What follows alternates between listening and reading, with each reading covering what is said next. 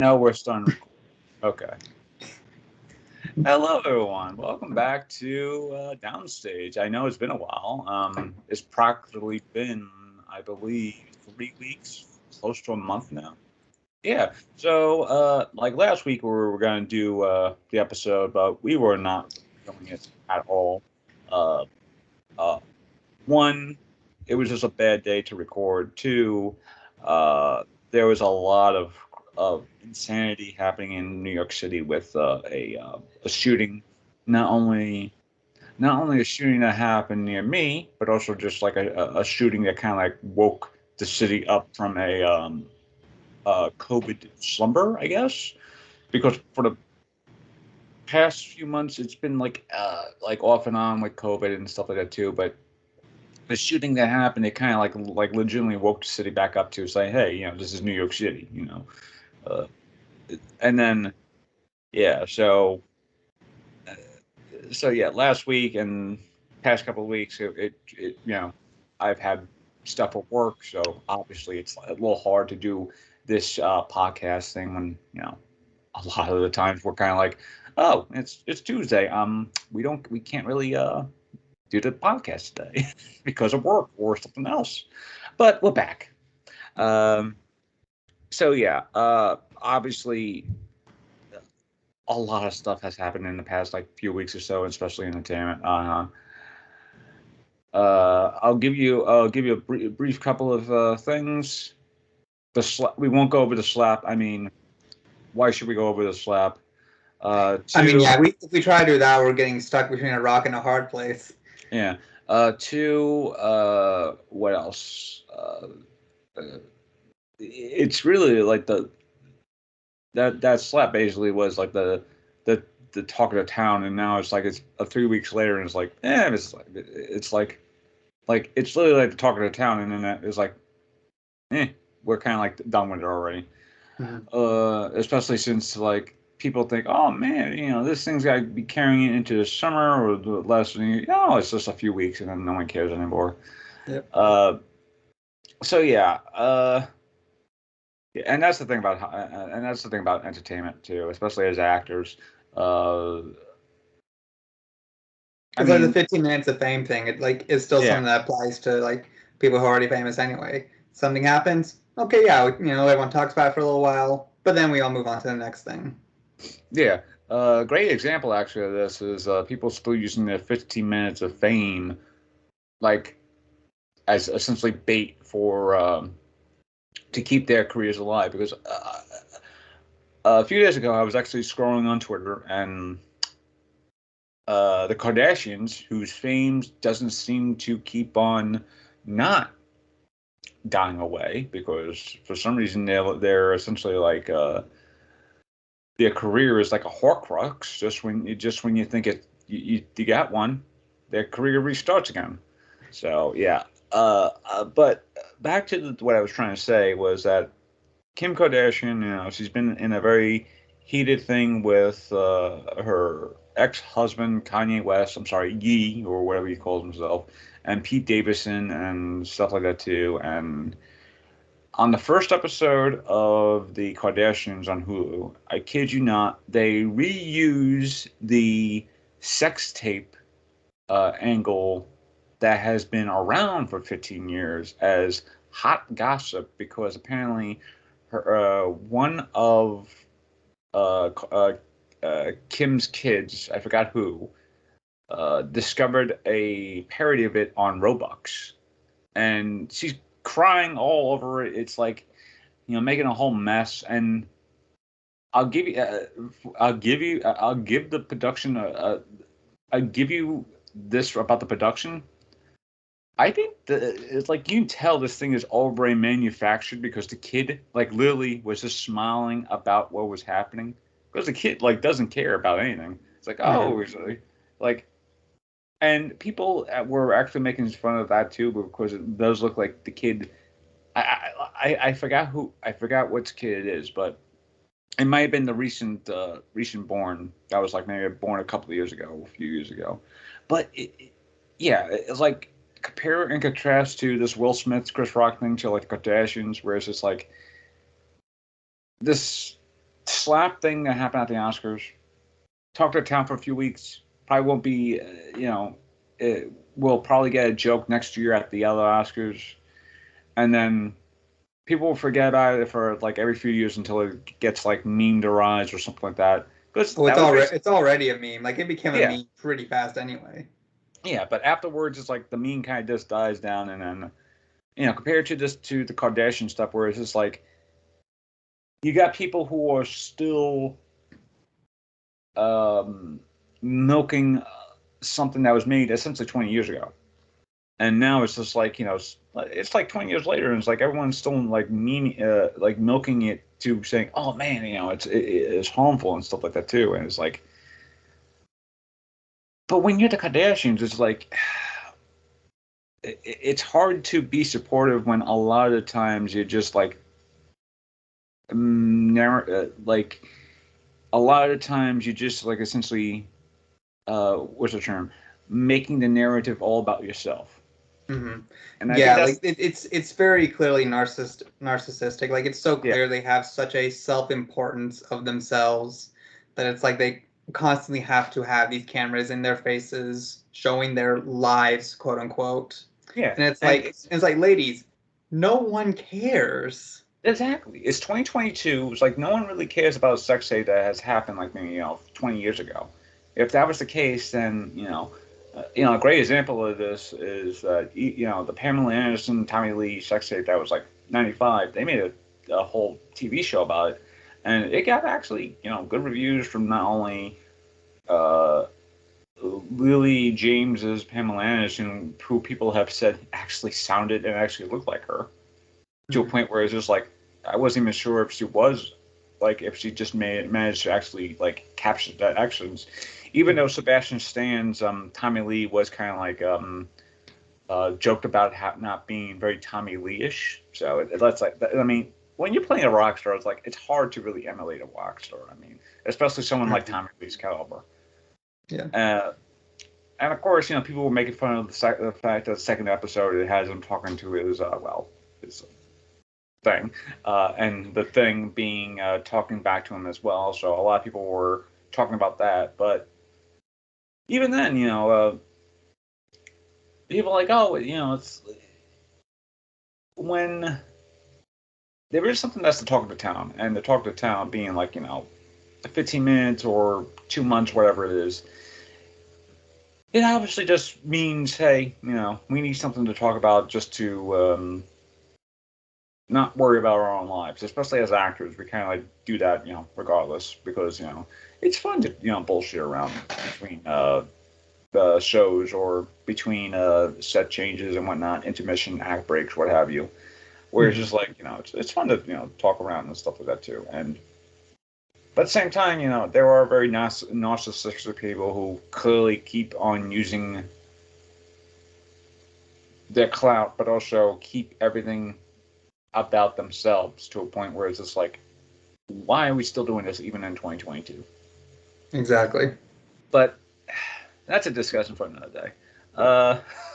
I'm sorry for the little tangent for like almost like 8 minutes or so, but it's.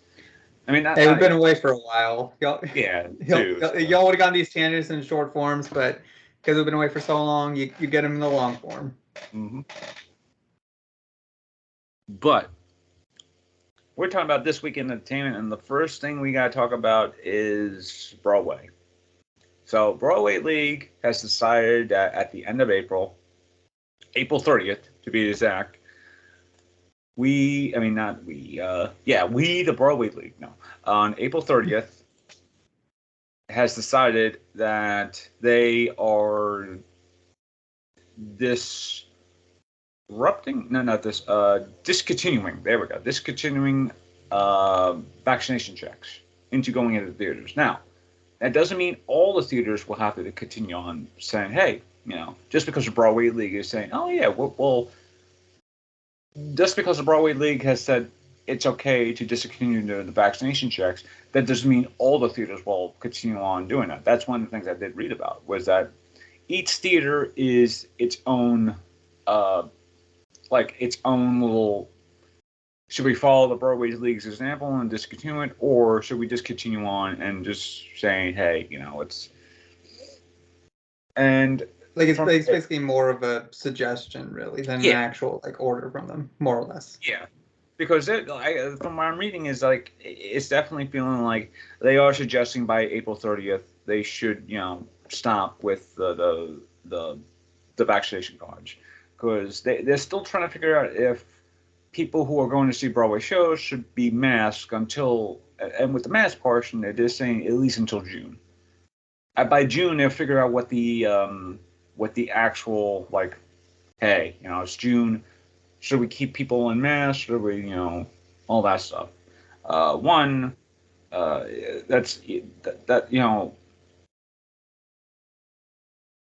Living in Brooklyn, living in Brooklyn, but also living in New York City. I make it sound like I live in two different places. Living in New York City, entertainment is one of the hottest jobs to work for, because you're always working in entertainment, even as an actor, behind the scenes, front of house, what have you, as an writer, producer, what have you. So you're always working if you strike gold with something. As of right now, I'm lucky enough to be working as an usher for an great entertainment venue in Brooklyn. And currently, it's the same thing where it's just it's a very hard sell to keep people not only not play around with their phones for 2-3 hours at a time, right? Mm-hmm. Especially as an usher, but also to keep people wearing the damn mask on for 2 or 3 hours at a time. I can understand if people are like, oh, I just want to get a drink of water, or drink of soda. Yeah. As you literally take a drink of soda. Yes, or a drink of water. Hey, it doesn't mean I'm actually drinking soda here. I could be drinking a Jack and Coke. No one actually knows.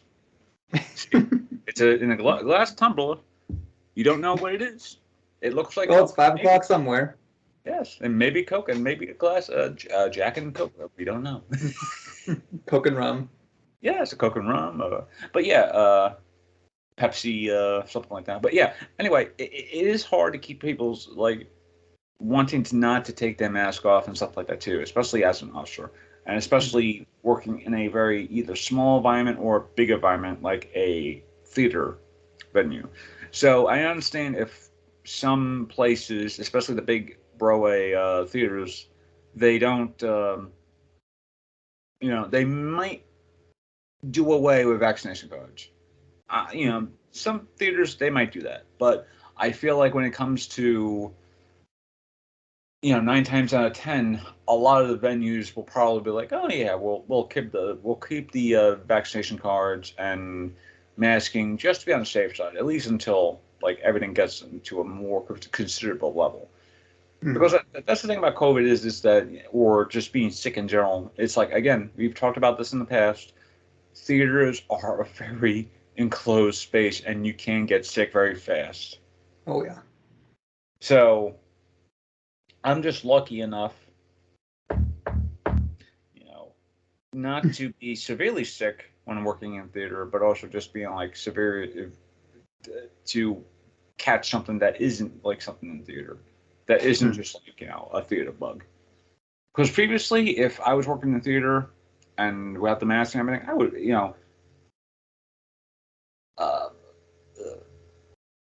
previously, I've caught a stomach flu while working in theater.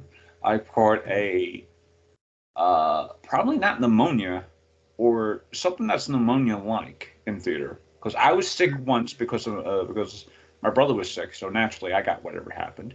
And then when I went to work that day or that week, and the main actor was sick, and considering the main actor was also right near me, so it's especially on stage, I catch whatever he has. So I basically what I call the Walking Dead disease for 2 weeks or so.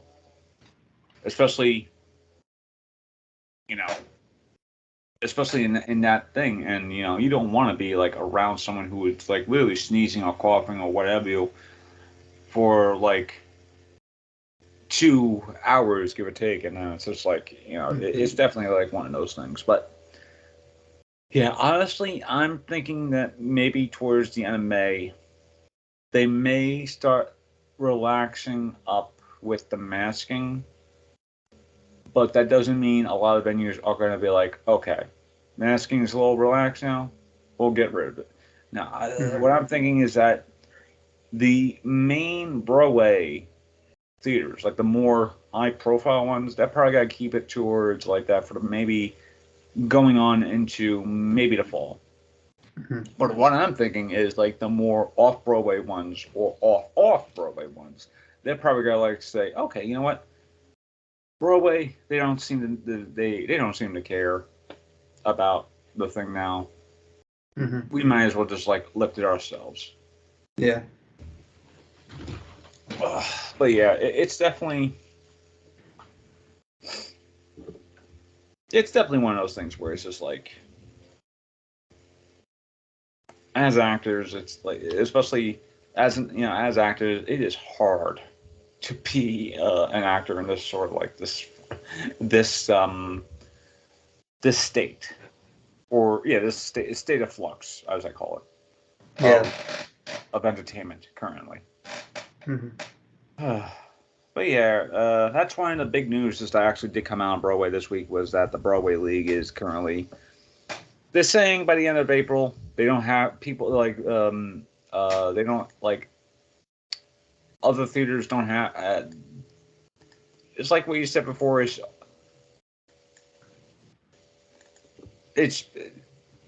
basically, it's basically a, like, they're aiming to do vaccinations like at the end of April, so it's like the vaccination's done by the end of April. So yeah, I'm honestly thinking like at the end of April, which theaters will probably say, okay, we'll bite and not do vaccinations. We'll keep the masking, but not do vaccinations. Vaccination cards, we should clarify. Yeah. Just keep saying vaccinations, and it's like, don't worry, you're not going to have an actor just walking up to you trying to give you the vaccine. Because you should actually go and see a professional doctor for that. They'll know what they're doing. Yes. Or a professional pharmacist. Yes. Or wherever you get your vaccines. Yes. And the back alley doesn't count. Huh? The back alley doesn't count. As much as cheaply as it is, the back alley does not count. But yeah, obviously, it's something that we got to really watch to play by ear, especially moving forward into the summer. Whereas, like, by the fall, they really have to figure out if they really want to keep everyone like vaccinated and backstopped. I mean, vaccination card requirements and stuff like that too, masking wise. Right. So, following the Broadway thing, the Batman recently just dropped on HBO Max show. Now people could actually watch the movie on HBO Max.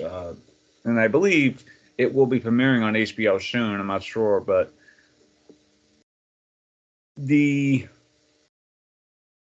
I do love how much of a turnaround a lot of these movies are coming out now, where it's just like they've been in the theaters for like a month or two now. Now they're dropping on video on demand, on digital, what have you, like at a much quicker wait because of not only pandemic, but also just being like in a more convenience sake, As much as I love the Batman, it is a long movie. So watching this on watching it on demand. I mean, not demand, on HBO Max is probably much more of a greater greater option for me than going out and trying to find a time where the Batman is still playing, because it is probably still playing, regardless to where it is right now. Yeah. Especially going forward, and then figuring out, do I want to see it 3 p.m. 3 o'clock on a Wednesday, or do I want to see it 6 o'clock on a Friday night?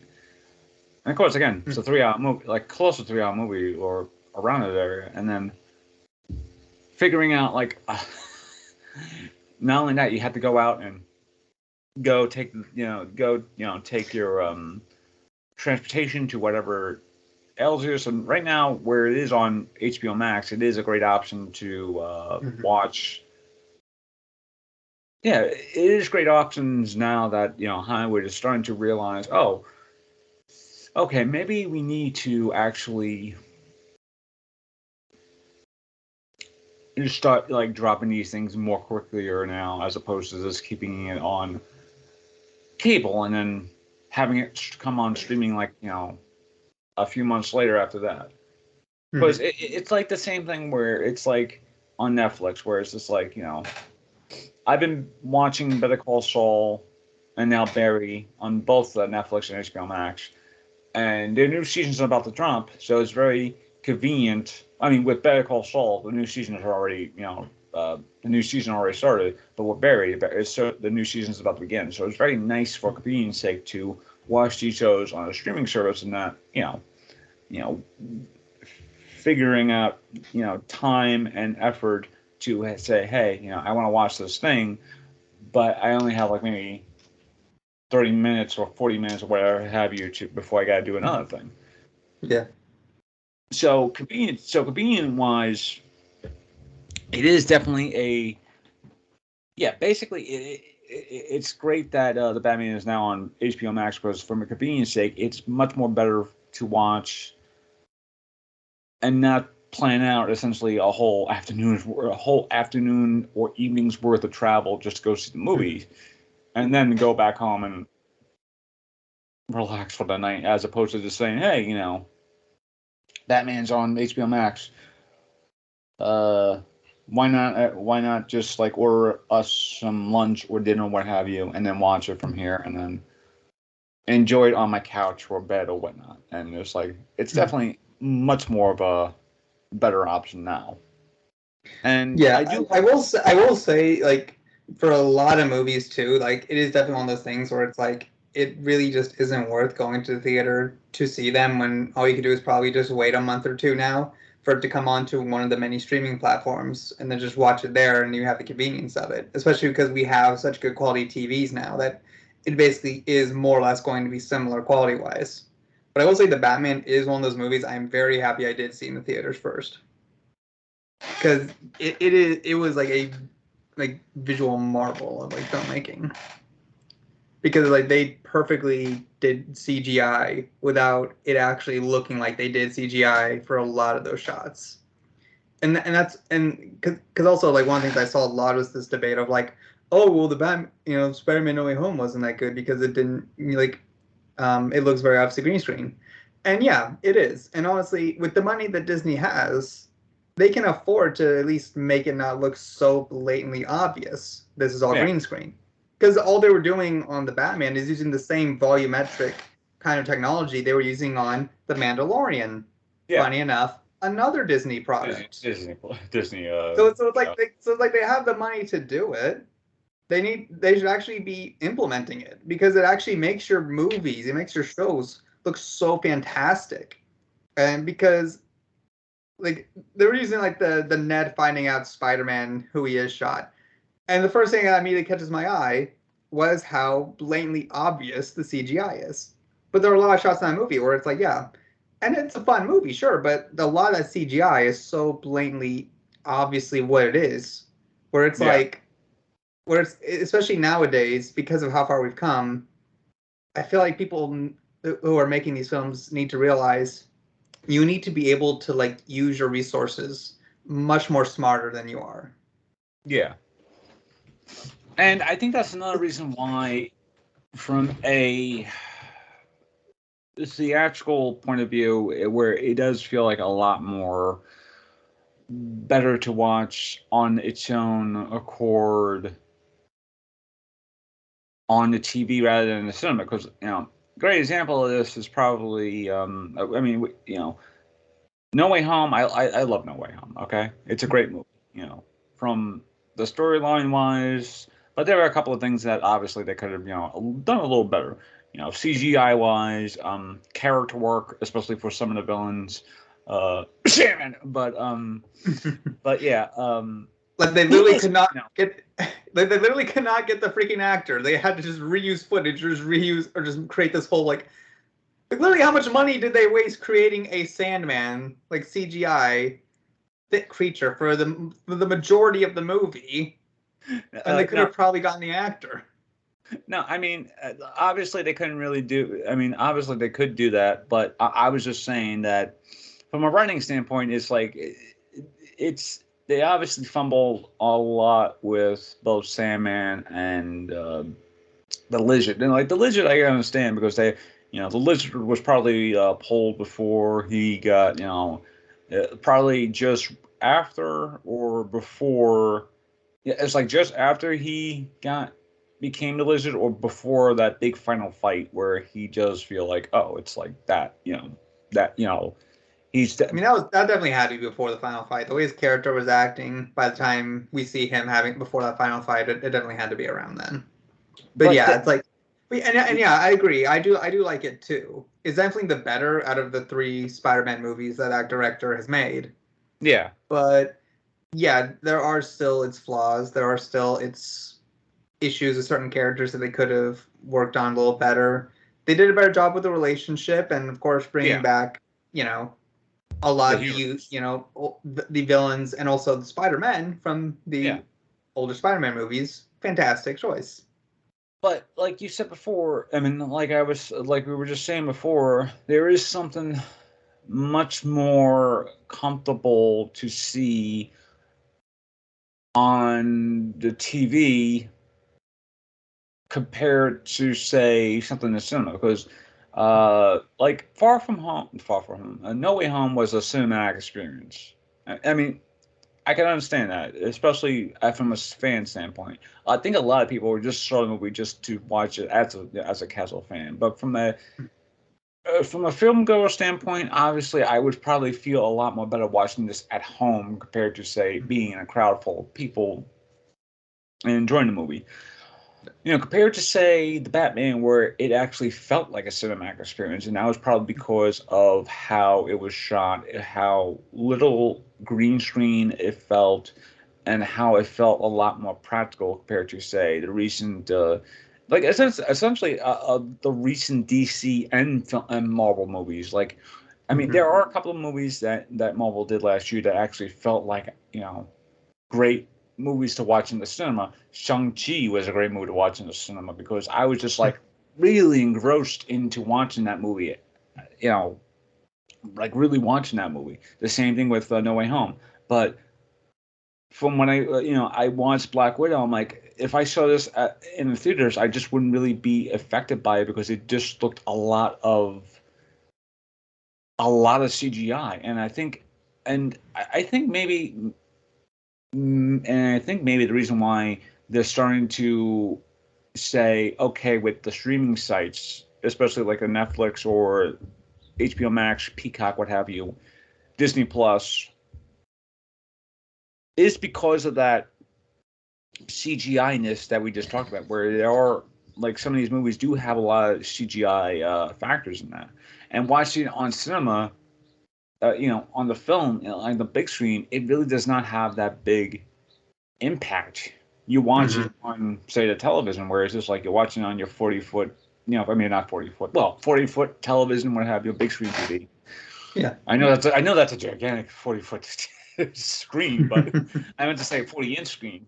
Watching on your 40-inch screen or 60-inch screen or what have you, and then watching it at home and just going, oh wow, I can actually appreciate this more than I probably did in the theater. Whereas just like on the theater, obviously when it's in the theater, it's compressed a lot more. Like you don't see the fullness of the thing, compared to, say, when you watch it on TV.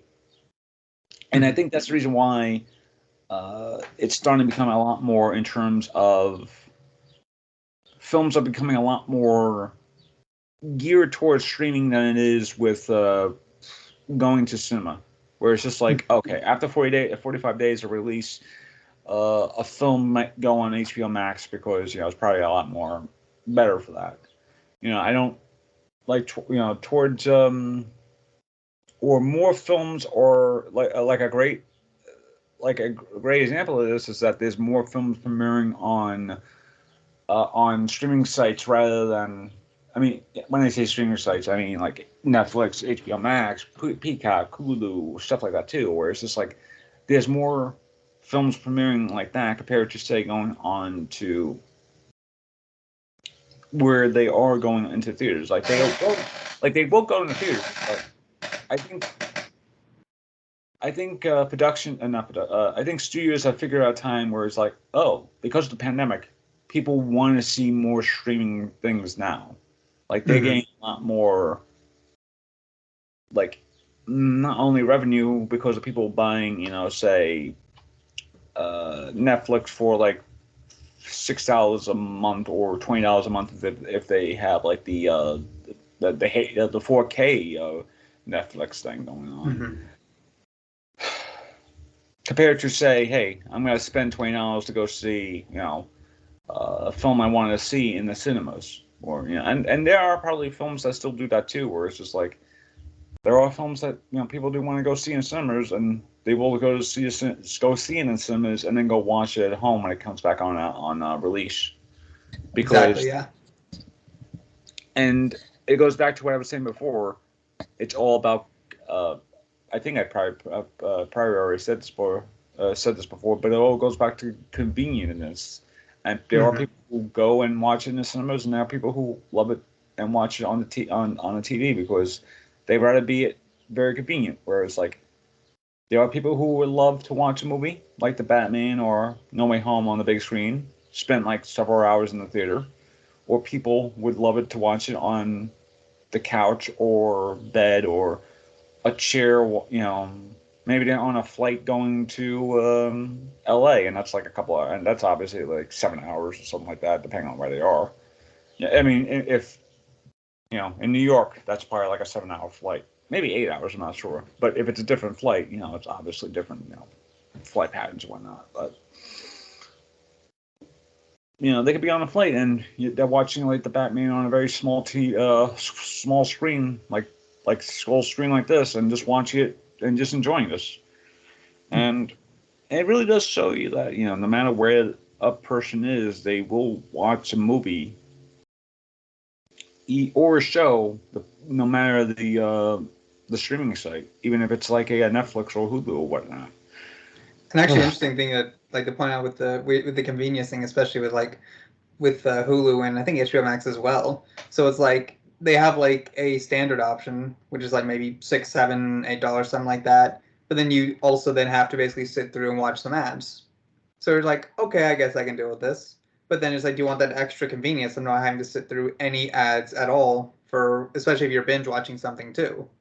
Then it's like, okay, so now I'll pay for the more expensive option, but then I get rid of the ads. So then it's that convenience again.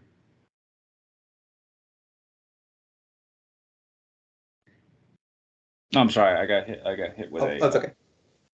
I got hit with a message. Oh, good. Actually, I'm going to quickly take this minute to talk about the just a little bit about the Better Call Saul season 6 2-episode premiere. And I'm not going to spoil anything, but I will say this: they've gotten really better with that cinematography. Oh yeah. Like there was one shot in particular near the end of the second episode, and I'm just like, I was really getting engrossed with it. Like it was the music, the way the tension was being built up, the way the shot was, where it's like we have these two characters who are like very much right at the little ends of the room, and I'm just like, and it's like I already know that none of these characters are gonna die because I've seen Breaking Bad, I know what happens, but it's like, but there's still something about it, it's hard to explain, that just still engrossed me so much. Yeah, and it's like when you have like intelligent writing and you have fantastic like filmmakers, you're gonna be able to make magic. Yeah, and I've seen clips of YouTube of previous things like television episodes that were premiered in like big movie theaters and stuff like that too, and it obviously feels like a much more different experience. And I think it all boils down to experiences where it's like there are probably people now who feel more comfortable having an experience to watching a movie or show in the comfort of their homes rather than going out and, as I mentioned before, plotting out essentially an afternoon's worth or an evening's worth of adventure to go see this movie or performance or what have you, and then coming back home. Especially if they're if they're using Uber or public transportation like a bus or subway or metro, or depending on where you're currently there. Exactly. Like it's like a ferry, Yeah, exactly. Like it's going to be more about like getting people like invested essentially. And you can get people invested with the movie, you can get people invested with your TV show. You just have to actually have a story that actually gets people to want to pay attention to it, regardless if it's like a big screen movie or just something on a streaming service or like a TV show.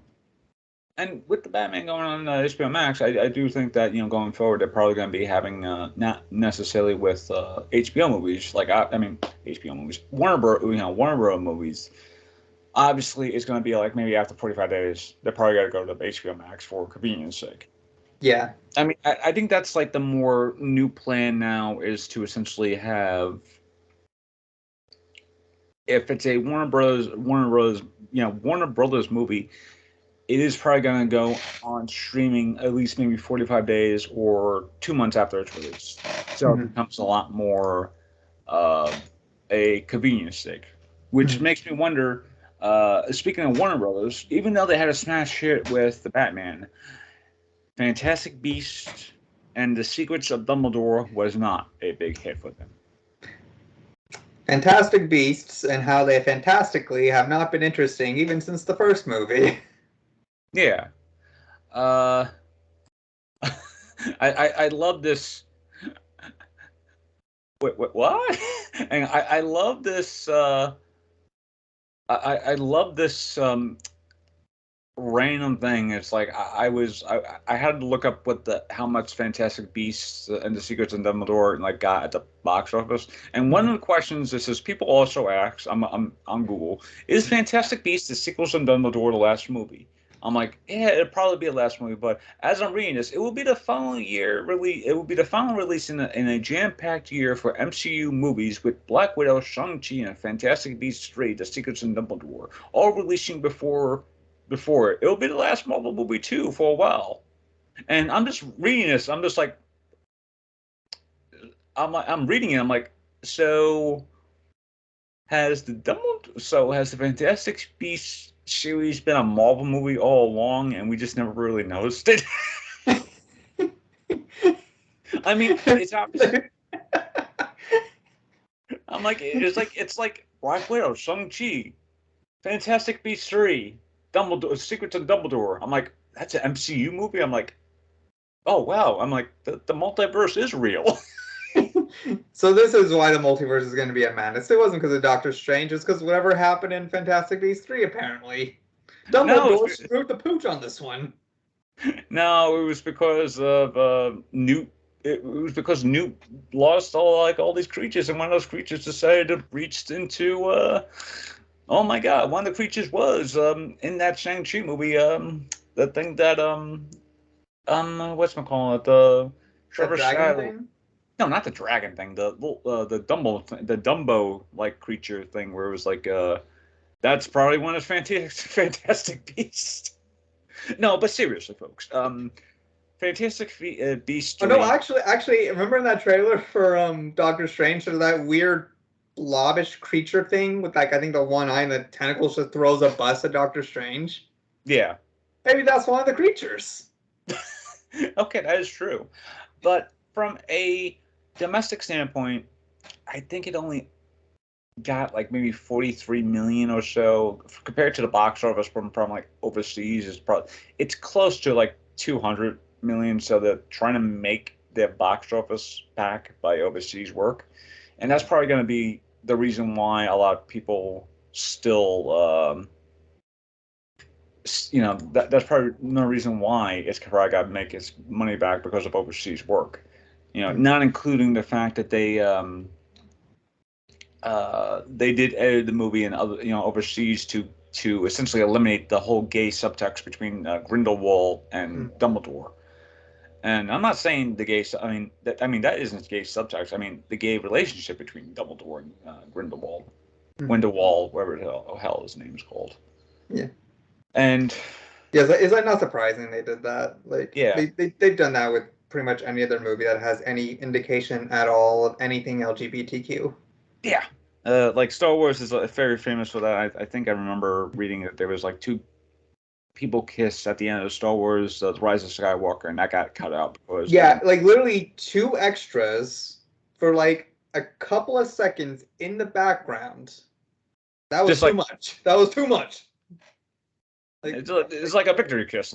Okay, that's a nice victory kiss.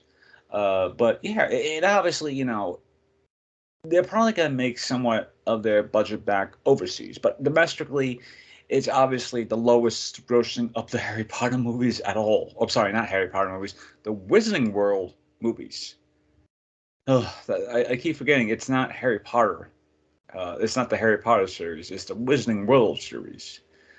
And obviously, from a studio standpoint, Warner Brothers has been a mess with this series since the first movie, because obviously they took essentially a 80-page book, 90-page book, because the Fantastic Beasts isn't even a novel. It's basically I believe it's a children's book to like with pictures and stuff that showcases all the Fantastic Beasts in the Harry Potter world. But they basically took and it's something that you kind of bring back to, whereas like that notion of doing something new, and still they want to do something new by doing a prequel, but instead of it being essentially what people had a great idea was basically doing a gotta catch 'em all type of adventure, Indiana Jones adventure, where it's just basically, he's doing his Pokemon Indiana Jones thing. They decided to essentially do, oh no, it's not a Pokemon Indiana Jones movie, it's a Dark Wizard War movie. And you gotta explain all what happened, like how it's like, and that's like, I like it when there are movies that explain stuff, but there are great movies that don't have to explain a lot of things and still give you enough to go by, okay, even if they do a prequel about this, there's enough information to go, oh, obviously, I know what's going to happen. Like what you said with Better Call Saul. Like Better Call Saul is a fantastic prequel. Mm-hmm. But there are like moments about Saul's life that goes, wow, okay, this actually does work as a prequel, because I'm actually learning a lot more about who is Jimmy McGill and why he becomes Saul Goodman. Mm-hmm. Especially that like descent into becoming a criminal, like a criminal lawyer. Yeah. Compared to, say, like what we said with Star Wars, they had a great opportunity to do with The Force Awakens, a great opportunity to open up a new world, and with The Last Jedi, the same thing, where it's just like they have a great opportunity, especially with that ending, and then Rise of Skywalker, hey. So we recognize. I mean, even in Last Jedi, it was already pretty apparent that they weren't even trying to open up the world, because one, they use first off, they're already copying previous worlds anyway, just giving them different names. Yeah. You're using a desert planet where your hero is remaining. Then you go to a space station, but this one's different because it has a wintry forest landscape, so it's just slightly different. But it's still the same thing, beat for beat. And then Last Jedi, it's like, hey, we have this casino planet. Although technically you're only in one city of this planet, so who knows if it's actually a whole casino planet, but it's just going to be referred to as Casino Planet. Oh, by the way, what's the whole point of this? War, bad. Gee, what you going to do with that? Oh, nothing. Okay, so we're not actually building the world now. Good to know. I think, but with The Last Jedi, what I was trying to say, that they were at least trying to build something into...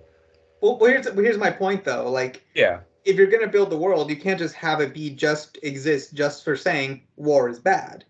and then not do anything at all with it, because you're doing it just to say that, but then do nothing at all else with that.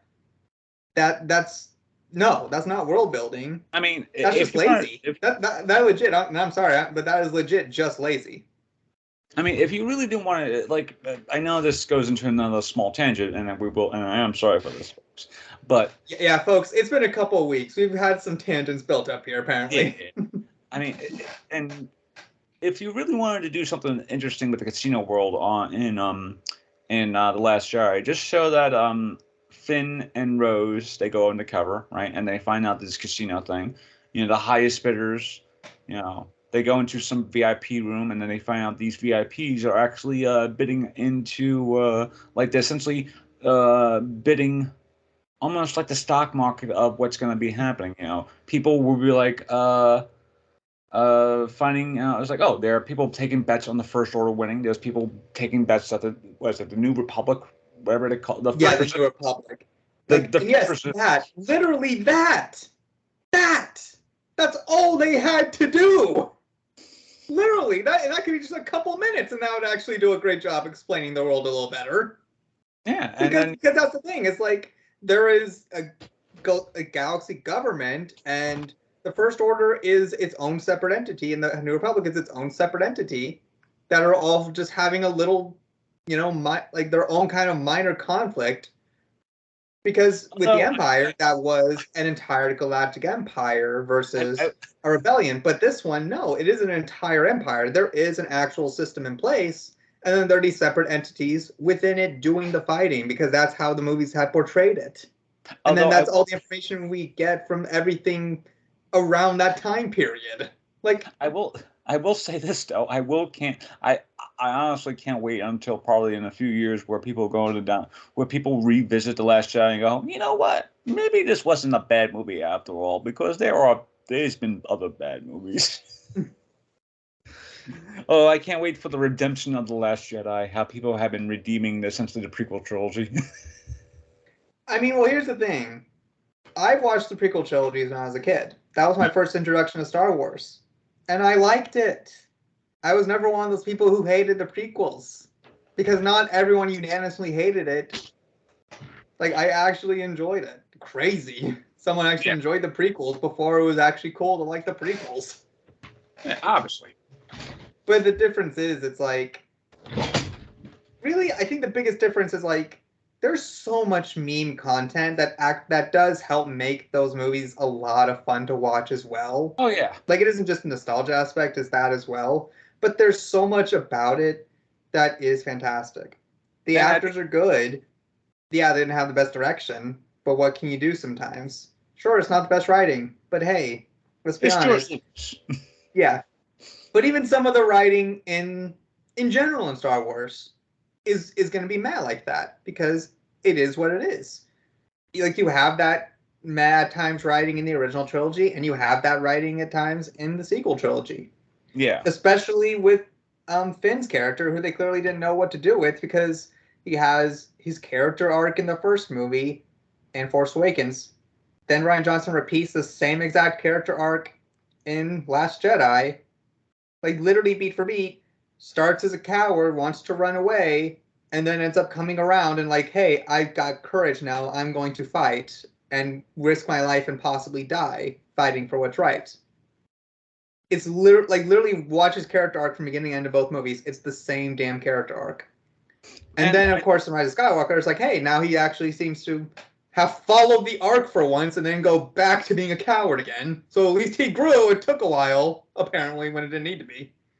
But yeah, it's like they're all going to have that mad writing, but there's fun in the prequels. The music is honestly some of the best of all of Star Wars. Like, that is the definitive for sure. Like it is some of the best. The fight choreography is spectacular. Like, I cannot get over how good that choreography is. There's a great meme of people, and people really love John Williams' music in the Star Wars movies, especially the prequel movies. And there's like this meme of George Lucas entering the office and going, John, have you gotten the music for the final fight yet? And it's like during the production of Phantom Menace, Star Wars episode, okay, for episode 1, and the Phantom Mentos, the Fresh Maker. But yeah, it's like during the production of episode 1, John, you have that music for the final fight yet? And you just see a picture of John Williams having an evil smirk and just like doing the most chaotic-esque type of awesome fight music for Duel of Fates. Mm-hmm. And people love about that was that, John Williams really brought his A game, and it relates back to the Secrets of Dumbledore, where it's just like, where these people are going forward, going into the prequel-nish going into the Harry Potter movies and going, oh, okay, I know what's going to happen to Dumbledore. I know what's going to happen to Grindelwald. I know what's going to happen to everything else. But I think the problem is that, oh, excuse me, folks. All good. With Harry Potter in general, right? You have this idea of a great wizarding world, and it's the same problem that we were just discussing with the sequel trilogy, is that you have this great idea, great world to build around, and you really don't do that much, rather than just essentially taking back what was already done with, and then essentially stamping on a new thing. Mm-hmm. And yeah, going forward, obviously, Secrets of Dumbledore, yeah, it's probably gonna be the weakest of the series, and they supposedly have 2 more movies to deal with until they finally be done with this trilogy. And of course, how? What? I can't even fathom them making 2 more at this rate, because they just gone so downhill with these movies. I mean, honestly, you could only go down more by going up. You got to go down as much as you can before you finally go up. Yeah. You take that picture of like a hill, and it's like you got like a looks like someone's going down. You just flip the painting. So now it looks like he's going up. Yeah, backwards. Yes, obviously, but yeah, it's just. But I think one of the greatest things about the Secrets of Dumbledore thing was that Mads Mikkelsen came out basically saying that method acting is bullshit. And he was actually, this was actually a direct reference to Jared Leto apparently being so method on the set of Morbius is that he had needed help to go to the bathroom or something like that. And yeah, he was like walking around with those like crutches the entire time, pretty much. Yeah, and it obviously is like when you read that, and it's like Mads Mikkelsen is like the type of guy who will be like he's been around and he knows like what type of BS is BS, and he knows that method acting is probably BS too, where it's just like, and as actors we could probably go into a whole like special episode about why method acting is BS and stuff like that too. I mean, honestly, if you're gonna do that, then I know someone you need to bring on, especially just to talk about that. Ollie? But yeah, Ollie. Okay, so maybe that'll be enough special episode down the line, because we still got to do that special episode of that hypothetical crossover. I want to do that next week, so we got to do that too. So gotcha. Anyway, especially going into May, where it's just like May. Downstage is not Downstage. Call Time is going on hiatus for probably a month. So I want to have some stuff, going forward, to have some stuff aside from this show, But yeah, it obviously, but going forward, yeah, obviously, Secrets in Dumbledore, it did horribly. It's probably got to have them to go, okay, we've done this 2 times now. Crimes of Grindelwald it got somewhat of a budget back, but Secrets of Dumbledore, I just imagine doing, okay, third time's a charm. I can just imagine them going, third time's a charm. They literally cue the meme of SpongeBob where all the fish turn and it's like, how many times do we have to teach you this lesson, old man? Yes, exactly. And if we have 2 more movies of this stuff, I mean, can we just go back to essentially that Indiana Jones, Pokemon type of feel that was the first movie? Yeah. But speaking of summer type of movies, and ending this discussion on the Batman and box office records, obviously going forward, there's probably going to be a very big distinction of what's going to be the movie that decimates the box office over the summer, and we both probably agree it's got to probably be Doctor Strange 2. I'm going to probably say, Love and Thor, which finally released this trailer yesterday after months of hype and of where is this trailer and stuff like that too. I kid you not, I legit saw a hilarious article that was basically the whole thing was kind of like people's like theories as to why they haven't released a trailer and why it was just like, well, clearly this is some sort of embezzlement, some kind of money crimes thing. That's why I'm not releasing it. Literally, this is. Oh my god, that would be hilarious. Hey, we finally made. There's a fourth Thor. Yeah, fourth Thor movie, but we're not gonna see it because it was just a ploy. They only had set pictures because they just need these set pictures, and it wasn't ever a movie. It was all a scam all along. It was all a scam. Knowing Takiki, Taika Waititi. Yeah, Taika Waititi. Knowing him, it's an interesting name to pronounce for sure. Yeah, knowing him. That would have been not Albert's ballpark too. It was just to scam Marvel for a movie for essentially $20 million, $30 million, whatever the contract was. But yeah, honestly, going forward with the summer, with the Batman, the Batman kind of like we're getting into the towards that summer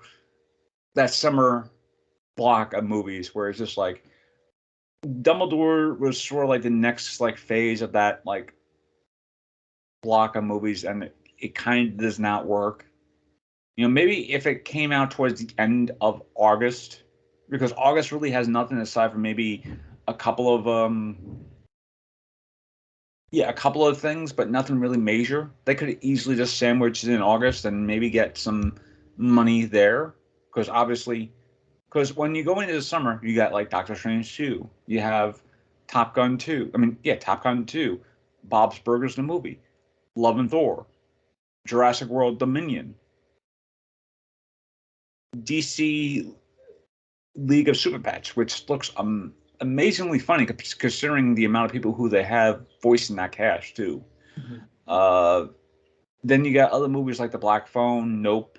Movies that feel like it's going to be a very that are just got probably get on the radar because of the people behind those movies, and they aren't, mm-hmm. and they aren't and of course I only managed to name 2 horror related. Well, okay, The Black Phone is obviously a horror movie, but people are trying to figure out what Nope is about because it looks like a science fiction movie with elements of horror, considering Jordan Peele's last 2 movies were horror.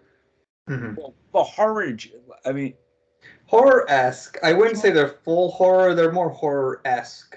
Yeah, because there are a lot of comedy in those 2 movies. Mm-hmm. Get Out has a lot of comedic moments, but I wouldn't classify it as a comedy.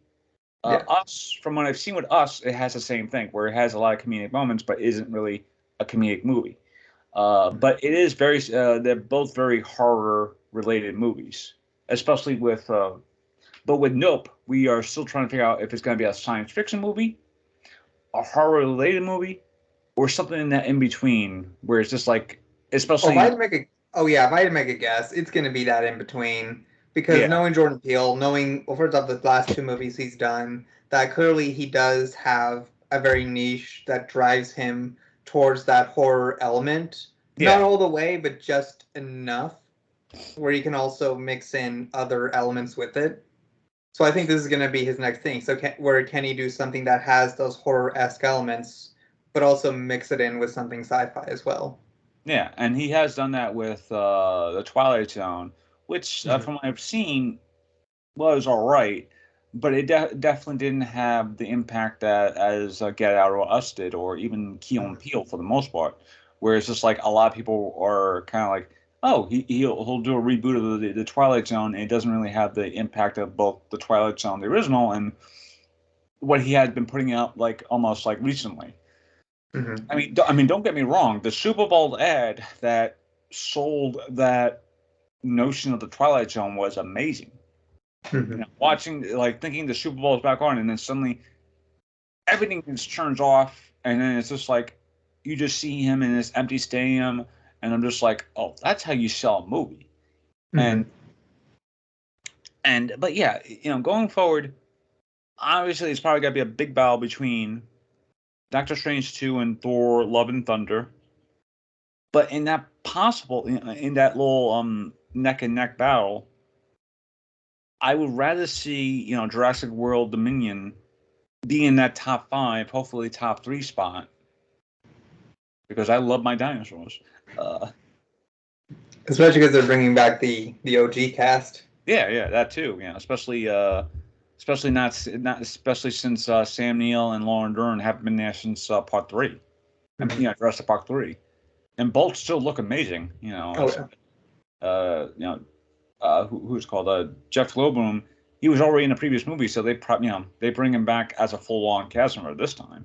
Yeah, and hopefully, you know, they write Chris Pratt more better as a character rather than him just basically playing Chris Pratt. I mean, they still it's Chris Pratt though. That's the problem. You're already right. You're already stuck in a corner when you got Chris Pratt in the cast. Yeah. Like, no offense, Chris Pratt, but you're kind of a one type kind of actor. But, you know, going forward, especially with Love and Thor, I mean, why am I saying Love and Thor? It should have been called Love and Thor. It really should have been, yeah. Like, I mean, I understand it being called Love and Thunder, but Love and Thor really does sound like Soar. So like Love and Soar, and it does actually relate back to Thor's relationship status with Jane. You know, for the past couple of movies, where he has been very sure with that relationship, where he's like, oh, she broke up with him, they broke up with each other, or what have you. But they really didn't get a chance to whatchamacallit, get back. Yeah, they really didn't get to explore the relationship, it seems like. Yeah, and now this movie is like, it's like they actually do feel like they are going to split a relationship. But in terms of big budgeted box office movies coming out, it's going to be interesting summer, because there's like not them like normally there would be a lot of blockbuster movies coming out, and they are, but they're obviously just not enough this summer that I feel like, oh, this will probably be a good big one. But the ones that I'm probably looking at the most are the ones that are like almost on the low radar, which will probably be the Black Phone, Nope, maybe Super Pets, and this movie that Stallone is Steven Seagal. Oh God, I hope it's not Steven Seagal. Sylvester Stallone is doing at the end of August, which is basically called Samaritan, where he basically plays an old retired superhero that has been out of the game for like years, and some kid finds him, and you know, it's basically one of those type of movies where it's like a kid, like the older hero with this young kid trying to help him type of thing. Yeah. And of course, you know, Stallone too, where it's just like Stallone hasn't really made a bad movie in the span of like maybe I mean, of course he has made like terrible choices in terms of like acting wise, but he hasn't really made a bad movie in a while. Yeah. And of course, you know, I think one that's going to be like a surprise, kind of a surprise movie that's going to do well, Bullet Train. Oh yes, of course. I forgot that as too, because it has an amazing cast too. And not only that, it's made by the same guy who directed John Wick, I believe either the first or second movie, or basically directed like the majority of the John Wick movies. So you have that, plus you know, someone like Brad Pitt leading the cast, who has this great not only comedic timing as an actor, but also just like handles himself as so well with action as well. Oh yeah.